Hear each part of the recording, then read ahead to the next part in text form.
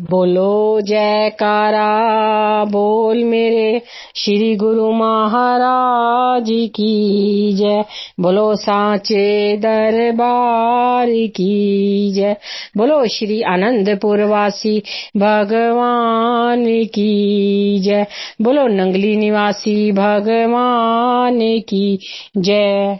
मास दिसंबर सन 1970 में आपने श्री आनंदपुर से परम धाम ग्वालियर होते हुए श्री संत नगर की धरती की पुकार को सुनकर वहां कृपा की।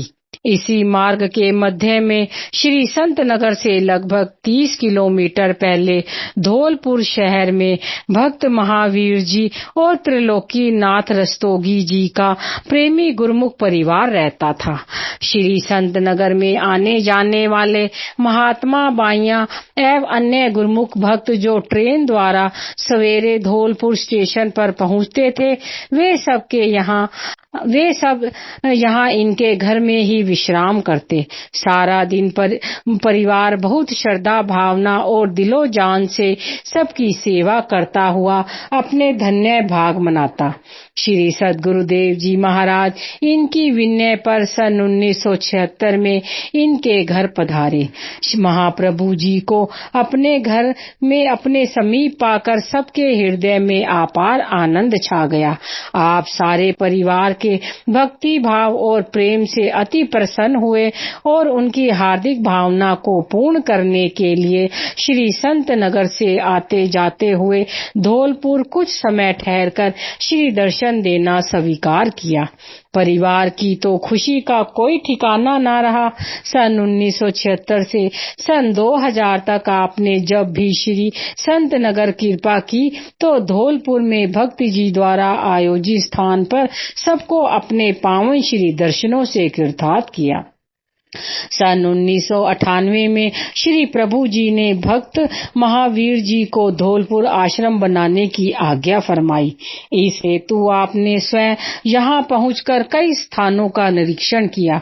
परिवार के सदस्यों के नाम पर भी कुछ जमीनें थी। उनके आग्रह पर आपने उन सब का भी निरीक्षण किया और नेशनल हाईवे 23 पर स्थित भक्त स्वतंत्र जी के प्लाट को आश्रम के लिए उपयुक्त जानकर वहां आश्रम बनाने की अनुमति प्रदान की। यह वही पुण्यमयी स्थान था जहां एक बार श्री संत नगर की ओर जाते हुए श्री श्री 108 श्री तृतीय पातशाही जी ने टेंट लगवाकर यहां प्रेमियों को अपने पावन श्री दर्शनों से निहाल किया। इस धरती के कण कण में आज उन महापुरुषों की पावन चरण रज से कृतार्थ होने का सौभाग्य प्राप्त कर आपकी अभ्यर्थना करते हुए कोटि कोटि आभार प्रकट किया।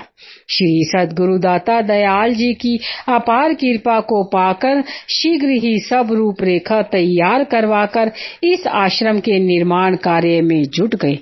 आप स्वयं भी यहाँ पधार कर सब कार्य समझते, प्रोत्साहन देकर सेवा का उत्साह बढ़ाते।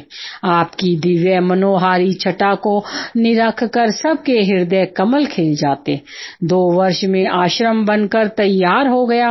भक्त जी की रहबर बाई भक्त कृष्णानंद जी ने समस्त परिवार की ओर से श्री चरणों में इसके मुहूर्त के लिए विनय की। मार्च मास सन 2000 में आपने श्री संत नगर में कृपा की। 20 मार्च को होली का पर्व वहां मनाया। 28 मार्च दिन मंगलवार को प्रातः श्री कार में विराजमान होकर आप धौलपुर में पधारे। गुरुमुखों की बस पिकअप एवं कुछ दर्शनार्थी संगते साथ थी। श्री प्रभु जी के शुभ आगमन का सबने मिलकर भव्य स्वागत किया। सारे आश्रमों को लड़ियों रंग बिरंगे गुब्बारों और पुष्पों से खूब सजाया गया। 10 बजे के लगभग महाप्रभु जी ने निज कर कमलों से श्री मंदिर में श्री परमहंसों के पावन सुंदर स्वरूप सिंहासन पर विराजमान किए। हार पहनाकर उन्हें केसर के तिलक से सुशोभित किया। श्री आरती पूजा का कार्यक्रम हुआ। आपने पावन वचनों से अमृत वृष्टि करते हुए फरमाया, गुरुमुखों, संसार में कोई कोई भी जीव हो कीमती या दुर्लभ वस्तु प्राप्त करके अपने आप को भाग्यशाली समझता है कि मेरे पास बहुत कीमती चीज है। वह कीमती चीज कौन सी है? धन होगा, पदार्थ होंगे या हीरे रतन जवाहर होंगे। इससे बढ़कर कीमती चीज और तो नहीं है दुनिया में। मगर महापुरुषों ने इसको दुर्लभ वस्तु नहीं कहा है। जो कीमती वस्तु, दुर्लभ वस्तु संसार में भी इंसान को सुख दे और जब संसार से यात्रा पूरी करके जाए तो परलोक में भी सुख दे, तो वह कौन सी चीज है? गोसाई तुलसीदास जी ने फरमाया है, असन बसन सुत नारी सुख सब कहू के होई, संत समागम राम धन तुलसी दुर्लभ दोई।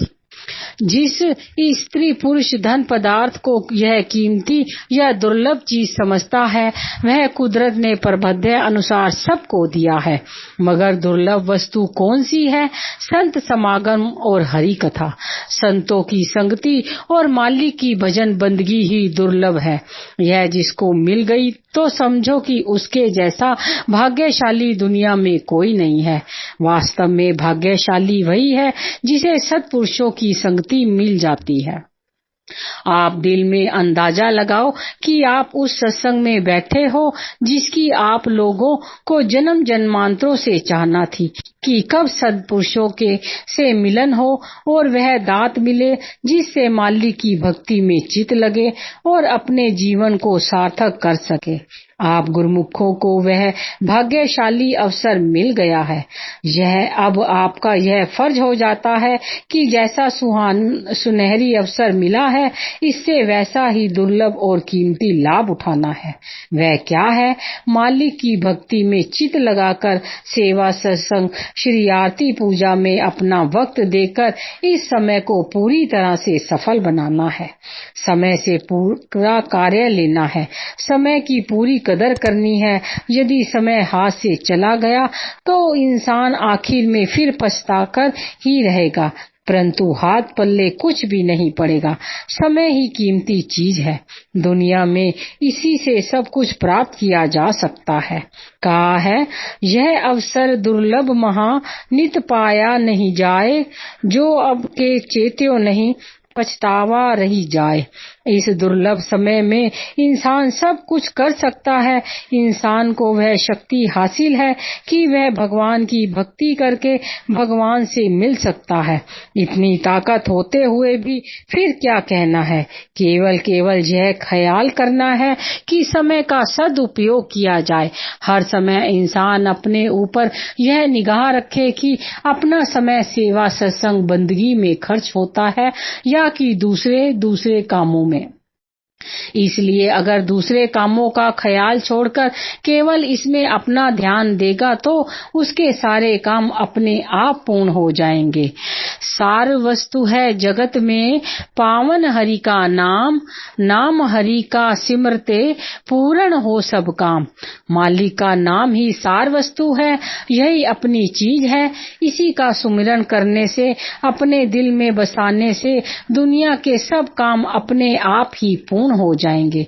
अपना निजी काम अर्थात आत्मा जो जन्मों से परमात्मा से बिछड़ी हुई थी, वह परमात्मा से मिल गई तो उसका सारा काम हो गया।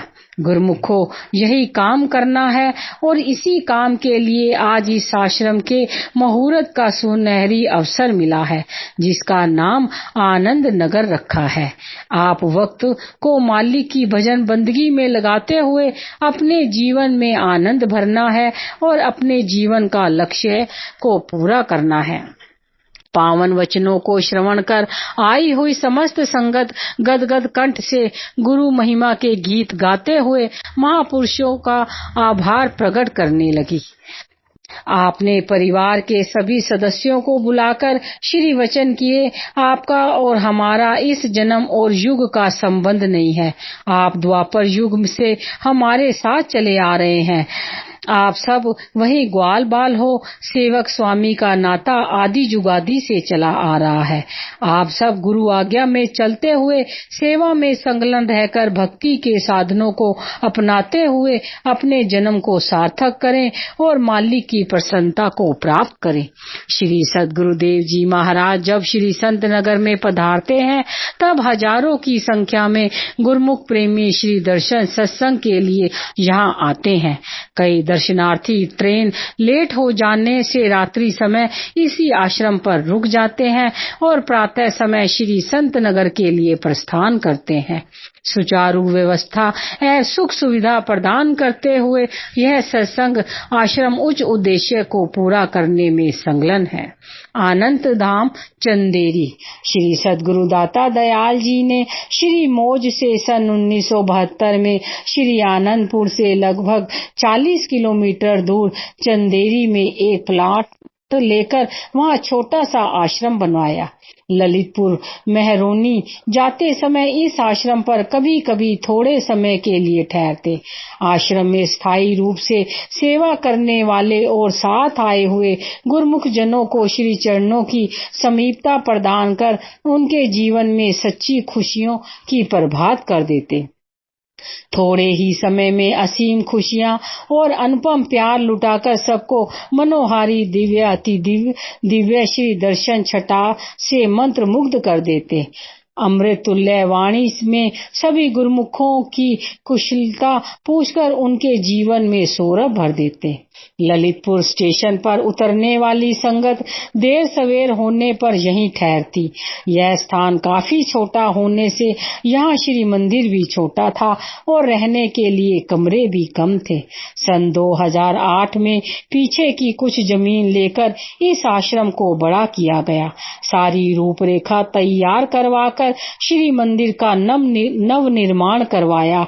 महात्मा भक्तों के लिए कमरे बनवाए और लंगर ग्रहण करने का स्थान भी उचित ढंग से बनवाया। संगत को श्री दर्शन सुविधाजनक हो सके इस हेतु श्री गुरु महाराज जी के कक्ष के आगे काफी बड़ा बरामदा और आंगन बनवाया गया। इस सारे कार्य की जिम्मेवारी व अव्यवस्था हेतु महात्मा ध्यान सत्यानंद जी को यहाँ का प्रबंधक नियुक्त किया। महाप्रभु जी श्री आनंदपुर से ललितपुर के मार्ग में ट्रेन से जाते हुए और श्री प्रयाग धाम से आते हुए कुछ समय यहाँ भी रुकते और चंदेरी की संगत को पावन श्री दर्शनों की अनमोल घड़ियां प्रदान कर विशेष कृपा करते। सरस धाम ललितपुर। महापुरुषों के अनंत अनंत उपकारों की एक झलक भी वर्णनातीत है। वहाँ पर्वों पर अधिकतर यात्री बिना स्टेशन से ट्रेन द्वारा अशोकनगर पहुंचकर निजी बसों की व्यवस्था से श्री आनंदपुर पहुंचते थे। यह मार्ग काफी लंबा पड़ता है और समय भी अधिक लगता है। इधर चंदेरी से बिल्कुल छोटा सा आश्रम बना हुआ है जहां अत्यधिक संगतों के लिए सुव्यवस्था नहीं थी। ट्रेन से ललितपुर में उतरकर जो प्रेमी श्री आनंदपुर में आते उन्हें यात्रा की थकान कम होती और समय भी बचत हो जाती। आपने संगतों की मांग को देखकर ललितपुर में आश्रम बनवाने की मौज दर्शाई। सन 1994 में स्वयं महाप्रभु जी ने कुछ सेवकों को साथ ले जाकर 2-3 जगह देखी जहां आज आश्रम बना हुआ है। इस स्थान को उपयुक्त जानकर आपने इस स्थान को खरीदने का आदेश दिया। श्री आज्ञा पाकर महात्मा पूर्ण भक्तानंद जी और भक्त यशपाल जी ने इस स्थान की रजिस्ट्री करवाई। सब कार्यवाही हो जाने के पश्चात आपने महात्मा ज्ञान विचारानंद जी को इसकी 4 दीवारी करने की श्री आज्ञा फरमाई। सन 1986 में इस स्थान की सारी रूपरेखा तैयार करवाई। श्री मंदिर, सत्संग भवन, भक्त व भक्तानियों के रहने का अलग अलग स्थान, लंगर एवं पार्क आदि सब आवश्यकताओं को मद्देनजर रखते हुए पूरा नक्शा तैयार करवाया। यहाँ का निर्माण कार्य अति तीव्र गति से चला। सर्वप्रथम आपने यहाँ कुछ कमरे तैयार करवाए ताकि रहने की सुविधा मिल सके। इसी के साथ साथ श्री मंदिर की भी नींव रखी। श्री प्रभु जी की अपनी असीम कृपा से 1 वर्ष के अंदर ही ये श्री मंदिर बनकर तैयार हो गया। आपने इसका भव्य उद्घाटन करते हुए पावन वचनों में फरमाया, आप गुरुमुखों के कितने अहोभाग्य है कि जिनको ऐसा दुर्लभ, अनमोल और सुनहरी अवसर मिला हुआ है। इस समय आपको जीवन का असली मकसद अर्थात मालिक की भक्ति को प्राप्त करने के लिए सब साधन मुयस्सर हो रहे हैं। दुनिया की हर एक चीज इंसान को किसी न किसी तरीके से मिल सकती है, मगर इस तरह से इंसान को सुख देने वाली, लोक में सुखी रखने वाली और परलोक भी सुहेला बनाने वाली यह मालिक की भक्ति केवल आप जैसे गुरुमुखों को ही हासिल है। आप बहुत ही भाग्यशाली हो जिनको ऐसा दुर्लभ समय मिला है और समय के साथ दुर्लभ वस्तु अर्थात भक्ति प्राप्त हो रही है। इसलिए हर गुरुमुख को अपने दिल में यह विचार होना चाहिए कि जब ऐसी दुर्लभ वस्तु, कीमती चीज जो कि कहीं भी हो, किसी भी जगह नहीं मिल रही हो और सुख, शांति और आनंद प्राप्त करने वाली हो, तो इसको कैसे प्राप्त करें। इसे प्राप्त करने के लिए गुरुमुख को हर वक्त इस कोशिश में होना चाहिए कि उसका हर श्वास, सारा समय इसी भक्ति को हासिल करने के लिए लगा रहे, ताकि ऐसा समय हाथ से ना निकल जाए और इंसान की हसरत दिल में ही ना रह जाए, क्योंकि यह ऐसा समय है जो बार बार नहीं मिलता और ऐसा संयोग है जो हर किसी को नसीब भी नहीं होता। इसलिए ही गुरुमुखों के भाग्यों की सराहना की गई है। इस संसार में पहले तो मानुष जन्म की प्राप्ति होना ही बड़ा दुर्लभ है, फिर सत्पुरुषों की संगति का मिलना उससे भी दुर्लभ है। पुनः ऐसे भक्ति के साधन मुयस्सर हो जाने, यह बड़े ही उच्च भाग्यों की निशानी है। इसलिए महापुरुष गुरुमुखों को जो भी उनके संपर्क में आ जाते हैं, उनको हमेशा इस बात से होशियार करते हैं, चेतावनी देते हैं कि यह समय और यह संयोग हर वक्त नहीं मिलता। इसलिए आप पूर्ण सतर्कता से इस वक्त का फायदा उठा लो। यह समा फिर नहीं मिलता बार बार है, वक्त और समान कब मिले हर बार है। तू यह दिल में जानता, मैं नहीं मरने का कभी, पर नहीं मालूम तुझको कि दम की क्या बुनियाद है। उम्र का लम्हा अब तो छिपने के नजदीक आ गया, सिर पर आ खड़ी मौत की झनकार है। नींद और गलफत से जो नहीं सुनेगा इस बात को, फिर पछताएगा बाद में, होना पड़े जब ख्वार है। गुरुमुखों, महापुरुष यह चेतावनी देते हैं कि ऐसा समय, ऐसा संयोग इंसान को बार बार नहीं मिलता। यह इंसान को तभी पता चलता है जब सत्संग की रोशनी में आता है। आम दुनियादारों को तो यह पता ही नहीं है कि असली काम कौन सा है। वे हर समय इन्हीं झमेलों में दुखी हैं, अशांत हैं और उल्टे उल्टे काम करने में अपने जीवन के मकसद को गंवा रहे हैं, जीवन बर्बाद कर रहे हैं। मगर उनको कौन समझाए, सभी को तो माया की लगन है, माया की ही सब रचना है और माया ने ही सब जाल फैलाया हुआ है। माया के फंदे में आकर जीव को कुछ नहीं सूझ पाता। यह तो भाग्य से सत्पुरुषों की संगति मिलती है, तब इंसान की जागृति आती है कि हमारे जीवन का क्या मकसद है, हम किस लिए आए हैं। महापुरुष फरमाते हैं कि ना यह दुनिया अपनी है, ना दुनिया के समान अपने हैं और ना दुनिया के काम अपने हैं। तेरा काम तो मालिक की भजन बंदगी है। हर श्वास में मालिक के नाम का सुमिरन करते हुए, 5 नियमों की प्रतिदिन पालना करते हुए अपना लोक भी संवारना है और परलोक भी सुहेला करना है। श्री वचनों में सत्संगति की महिमा श्रवण कर सत व असत का रहस्य जानकर गुरुमुखों के हृदय में आत्म जागृति उत्पन्न हुई।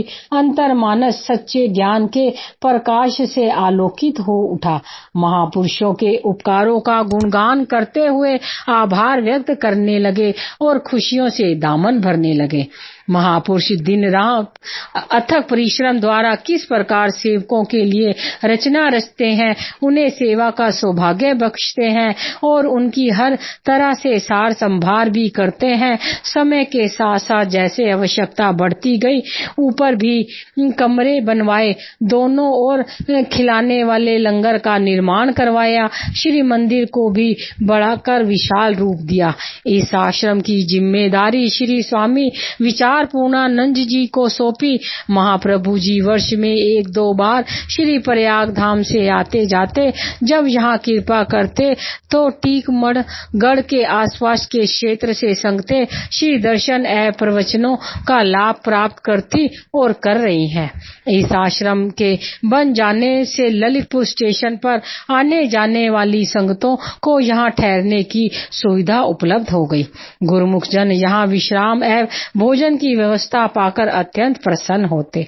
वर्तमान समय में अधिकतर संगत एवं गुरुमुख प्रेमी ललितपुर स्टेशन से उतरकर श्री आनंदपुर की व्यवस्था से 1.5-2 घंटे में श्री आनंदपुर पहुंच जाते, अपने घर में आकर सुख की सांस लेते और महाप्रभु जी के गुणानुवाद गाते हुए कृतार्थ होते। अन्य विशिष्ट आश्रमों के साथ यह भी सेवा सत्संग है, परमार्थ कार्य में दिन रात संलग्न है। अतुल धाम अशोकनगर। श्री सद्गुरुदेव जी महाराज श्री तृतीय पातशाही जी ने बीना स्टेशन से रेल द्वारा यात्रा करने वाले गुरुमुखों के लिए अशोकनगर से श्री आनंदपुर पहुंचने के लिए 35 मील की दूरी पर अशोकनगर में आश्रम बनवाया। यहाँ पर वर्तमान समय में भी दर्शनार्थी संगतें इस आश्रम में आती हैं, पुनः बसों द्वारा श्री आनंदपुर में पहुंचती हैं। आने व जाने के समय लंगर का सुचारू प्रबंध पाकर अनुयायियों को परम सुख की अनुभूति होती है। श्री परमहंस दाता दयाल जी श्री पंचम पातशाही जी ने यहाँ पर कच्चे बने हुए स्थानों का नव निर्माण करवाया, हवादार खुले बस स्टैंड का स्थान बनवाया, संगतों की सुविधा के लिए बड़े बड़े स्नान घर एवं पीने के ठंडे पानी की मशीनें लगवाई। आवास स्थान की ओर भी इसी प्रकार पूरे क्षेत्र की रूपरेखा को बदल दिया। इस आश्रम में श्री परमहंस अद्वैत मंदिर का धूमधाम से मुहूर्त किया। यहाँ पर प्रातः सायं पास बने हुए घरों में रहने वाले गुरुमुख परिवार श्री आरती पूजा करने आते हैं। प्रत्येक मास के प्रथम रविवार को यहाँ भंडारे का आयोजन किया जाता है। श्री आनंदपुर से प्रबंधक महात्मा जन भी इस कार्यक्रम में सम्मिलित होते हैं।